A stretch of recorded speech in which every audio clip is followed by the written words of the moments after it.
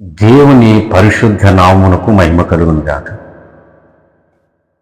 మన ప్రభువును రక్షకుడైన యేసుక్రీస్తు పరిశుద్ధ నామములో మీ అందరికీ మా శుభాభివందనాలు తెలియజేస్తూ ఉన్నాం. ఈ ప్రత్యేకమైనటువంటి దినాన్న ఈ వీడియో అందించడానికి దేవుడిచ్చినటువంటి కృపను బట్టి ప్రభుని స్తుతిస్తూ ఉన్నాం. దేవుని ప్రజలుగా దేవుని సేవ లేదా క్రైస్తవ్యం గురించి మాత్రమే నేను బోధిస్తున్నాను తప్ప ఇతర మతాల గురించి కానీ ఇతర సిద్ధాంతాల గురించి కానీ నాకు పని లేదు, నాకు అవసరం లేదు. కేవలం దేవుని ఇంటి గురించి మాత్రమే ఒక బాధ్యతగా మాకు ఇచ్చినటువంటి ఆ దర్శనాన్ని బట్టి ప్రాముఖ్యంగా మీకు తెలియజేస్తున్న మాట. క్రైస్తవ్యం అంటే సామాన్యమైనది కాదు. క్రైస్తవ్యం అంటే అదొక మతం కాదు.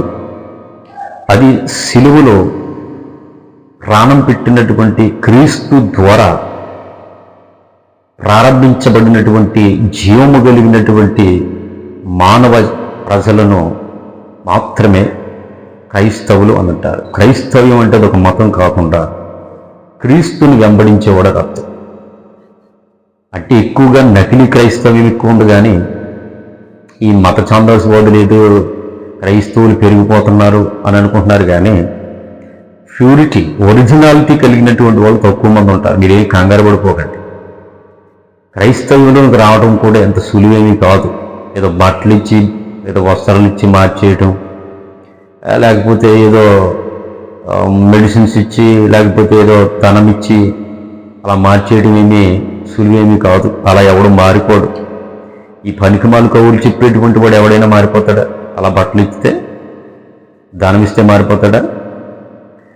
అంతెందుకు, ఒక పిల్లవాడిని మనం మార్చడం, ఒక పిల్లవాడిని మన చర్చిలో కూర్చోబెట్టడం, ఏదైనా డబ్బులు ఇచ్చి అదన్నీ ఇచ్చి ఒకవేళ వచ్చిన వాడు ఏమీ శాశ్వతంగా ఉంటాడా?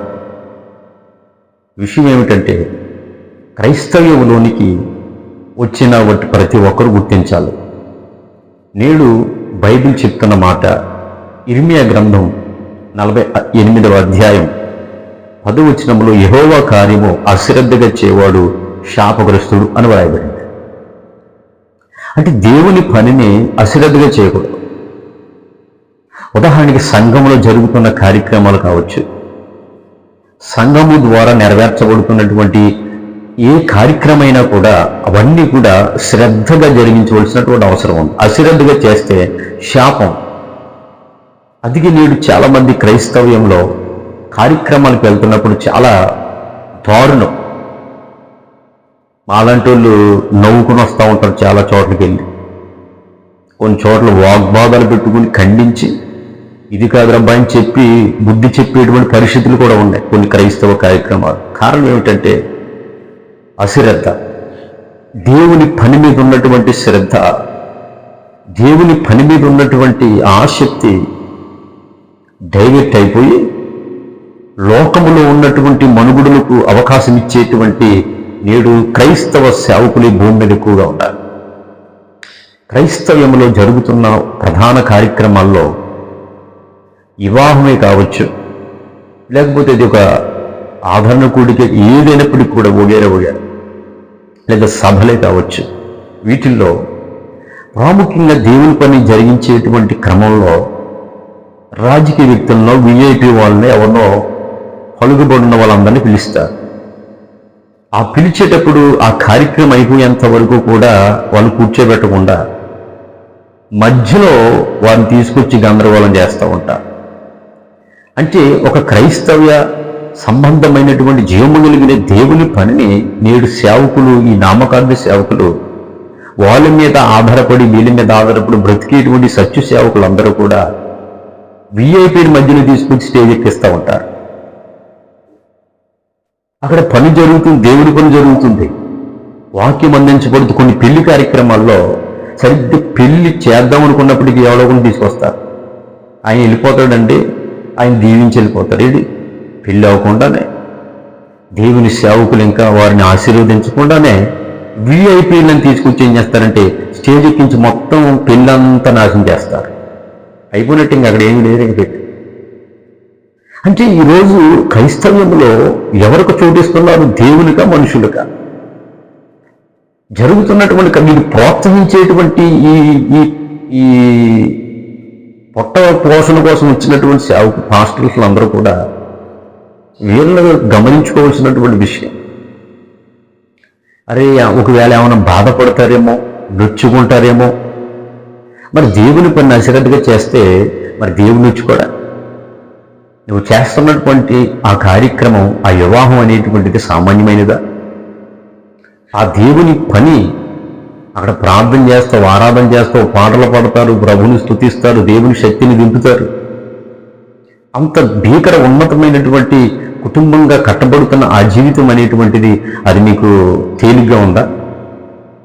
అంటే దేవుని పనిని ఎంత అశ్రద్ధగా చేస్తున్నారో గుర్తుపెట్టుకో. అందుకే దేవుని యొక్క కార్యక్రమం లేదా దేవుని పని, దేవుని కార్యాన్ని అశ్రద్ధగా చేయకూడదని చెప్పాడు. విఐపీలు వచ్చారనుకోండి, వాళ్ళు ముందు కూర్చోబెట్టి వివాహం అయ్యే వరకు ఉండమన్నాడు.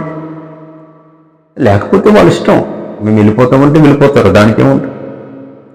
ఏదైనా కార్యక్రమాలు జరిగేటప్పుడు మధ్యలో వాళ్ళు తీసుకొచ్చి దేవుని పనిని కాస్త డైవర్ట్ చేయటం, దేవుని వాక్యం, కొంతమంది ఉంటారు వాక్యం చెప్తున్న మధ్యలో తీసుకొచ్చి 5 నిమిషాలు ఆగండి పాస్టర్ గారు అంటారు. ఇల్లు క్రైస్తవులే. నేడు సేవకులారా, మీరు బ్రతుకు తెరువు కోసం వస్తే ఇలాంటి వాటిని మీరు ఖండించరు. నిజమైన రోషము కలిగినటువంటి దేవుని సేవకులు ఎవరైనా గుర్తుపెట్టుకోండి, క్రైస్తవం చాలా గొప్పది. క్రీస్తు మార్గాన్ని మనం అశ్రద్ధగా చేయకూడదు. అక్కడ దేవుని పని జరుగుతుంది. దాన్ని ముక్కుసూటిగా, స్పష్టంగా, ఖచ్చితంగా చెప్పాలి. ఇంకెనకపోతే మనం ఏం చేయలేం. అలాగని చెప్పి సమర్థించొద్దు. ఒక హైందవ పంతులు చూడండి, పంతులు గారు చెప్పింది హిందువులు చేస్తారు, కానీ ఒక క్రైస్తవ పాస్టర్ చెప్పింది దేవుని సంఘం ఎందుకు చేయట్లేదు? ఒక పంతులను దాటి హైందవులు ఏమి చేయరు. పెళ్లి కాని, దినం కాని, తద్దినం కాని, ఏదైనా సరే పంతులు చెప్పింది అక్షరాలుగా వాడు ఏం తెమ్మంటే అది తెస్తారు. వాళ్ళు ఏది పట్టురమ్మంటే, ఎలా జరిగించమంటే అలాగే చేస్తారు. హైందవులు సర్వస్యామి సమర్పయామి అన్నట్టు పంతులు గారికి పరిపూర్ణంగా అప్పగించుకుంటారు. చాలా సంతోషం, ఎందుకంటే వాళ్ళ భక్తి గొప్పది. వాళ్ళ భక్తి, వాళ్ళు నమ్ముకున్నారు కాబట్టి వాళ్ళు ఏం చెప్పేది చేస్తారు. మరి జీవము కలిగిన దేవుని వాక్యాన్ని పట్టుకున్నటువంటి ఒక పాస్టర్ గారు చెప్పిన మాట దేవుని సంఘాలు ఎందుకు పాటించట్లేదు? అంటే దేవుని సేవకుడు అంత తీసిపడేశాడా? దేవుని సేవకుడు అంత శక్తివంతుడు కాదా? దేవుని సేవకుడు అంటే అంత చీపుగానా? దేవుడు పంపినటువంటి సేవకుడు కదా నీ దైవజనుడు. అతని మాట ఎందుకు దాటి నువ్వు వెళ్ళిపోతున్నావు? ఎందుకు సరళతను దాటుతున్నావు? ఎందుకు వాక్యాన్ని దాటుతున్నావు? ఎందుకు క్రీస్తుకి విరోధంగా బతుకుతున్నావు? కారణం కూడా మీరు సేవకులే.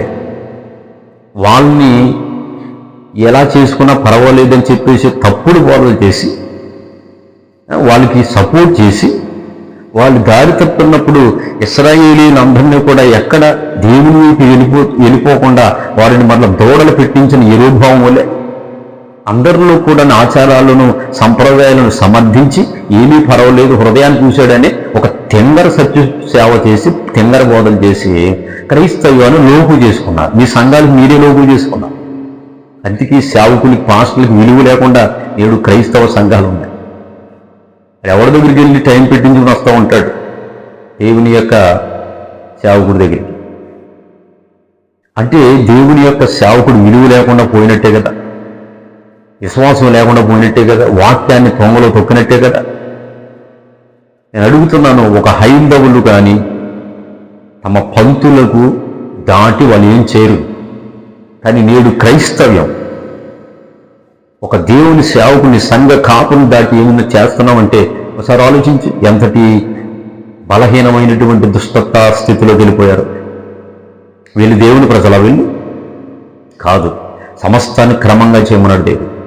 మేలైన దానిని చేపట్టమన్నాడు దేవుడు. సమస్తాన్ని పరీక్షించి మేలైనది చేపట్టుడని మొదటి దశలోని పత్రికలో చెప్పాడు. అంటే దేవుని చిత్తం ఏదో పరీక్షించి తెలుసుకోమన్నాడు. అది దేవునికి ఇష్టమా కాదా అని గుర్తించవలసినటువంటి బాధ్యత నేడు క్రైస్తవ సేవకులకి, విశ్వాసులకి ఉంది. నీ సేవకుని దాడి చేస్తున్నావంటే నీవు నిజంగా దేవుని సేవకుని విలువ తెలియలేదు, వాక్యానికి నువ్వు చోటు ఇవ్వలేదు. నేర్చుకోండి, లోకస్ని చూసి నేర్చుకోండి. వాళ్ళు ఏం చెప్తే చేస్తారు వాళ్ళు. కానీ జీవము కలిగిన దేవుని వాక్యాన్ని పట్టుకున్న ఒక సత్య క్రైస్తవుడా, మృత క్రైస్తవుడా బ్రతుకు ఈ రోజైనా బ్రతికి నీ సేవకుడు ఏదైతే చెప్తున్నాడో దాన్ని బట్టినాడు. ఈ దేవుని సేవకుడు వాక్యాన్ని బట్టి ఏదైతే చెప్తున్నాడో మళ్ళీ సొంతంగా చెప్పించే వాక్యాన్ని బట్టి ఏదైతే బోధిస్తున్నాడో దాన్ని బట్టి నువ్వు జీవిస్తే నీకు క్షేమం బ్రతుకుతావు. నా సేవకుడు మాట ఎవడైతే వింటున్నాడో వాడిని నేను దృష్టి పెడుతున్నానని చెప్పాడు దేవుడు. అందుకే ఈరోజు ఈ వాక్యం వింటున్న దేవుని ప్రజలారా, మీరు దయచేసి జరుగుతున్న ఏ కార్యక్రమం అయినా కూడా మనుషుల్ని మెచ్చుకోవడానికి, చుట్టాలను మెచ్చుకోవడానికి, బంధువులు మెచ్చుకోవడానికి, లేదా గ్రామస్తులను మెచ్చుకోవడానికి చేసే పని అయితే మాత్రం కార్యక్రమాలు ఆపేసుకోవడం మంచిది. 10 మందిని ఏకేసుకుని తేవించుకోవడం మంచిది. కానీ దేవుని యొక్క పనిని అశ్రద్ధగా చేయొద్దు. దేవుని యొక్క వేదికను మీరు అపహాస్య పాలు చేసి దానిని తక్కువ అంచనేసి దేవుడి కంటే ఎక్కువ మనుషుల్ని పెట్టవద్దు. అలా చేస్తే ఒకరోజు నీకు తెలియకుండానే నువ్వు దేవునికి విరోధం అవుతావు, దేవుని శిక్ష కొని తెచ్చుకుంటావు. అందరినీ గౌరవించి ప్రేమించు, కానీ దేవుని యొక్క వాక్యానికి చోటు ఇవ్వకుండా ఇదే కార్యక్రమం చేసినా అదంత అనవసరం, వ్యర్థం. కాబట్టి ఈ మాటలు ప్రతి ఒక్కరిలో హృదయాలు ఫలించును గాక. ఆమేన్. ఇది అనేకులు షేర్ చేయండి, ఛానల్ సబ్స్క్రైబ్ చేయండి. దేవుడు మిమ్మల్ని దీవించును గాక. ఆమేన్.